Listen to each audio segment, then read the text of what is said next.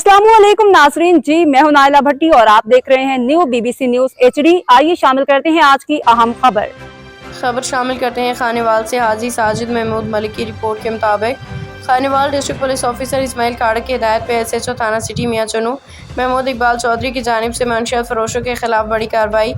SHO थाना city मियां चुनू महमूद इकबाल चौधरी की जानिब से बदनाम ज़माना मंशियात फरोश गिरफ्तार होने वाले मुलजिम से भारी मिकदार में शराब की बोतलें बरामद कर ली हैं। महमूद इकबाल चौधरी का मजीद कहना था कि मंशिया जैसी लानत को ख़त्म करना मेरी अवलीन तरजीह है। अवाम अन्नास को ये मेरा पैगाम है कि अगर आपके इलाके में कोई भी मंशियात फ़रोख्त करता है तो मेरे पर्सनल नंबर या 15 पे इतला दें। इतला देने वाले का नाम सीक्रेट में रखा जाएगा तो उनके खिलाफ फौरी कार्रवाई अमल में लाई जाएगी। SHO थाना सिटी मियां चुनू महमूद इकबाल चौधरी DPO खानेवाल की जानिब से SHO थाना सिटी मियां चुनू महमूद इकबाल चौधरी उनकी टीम को शाबाश। रिपोर्ट हाजी साजिद महमूद मलिक। अब तक के लिए इतना ही। मज़ीद खबरों और अपडेट्स के लिए देखते रहें न्यू BBC न्यूज HD।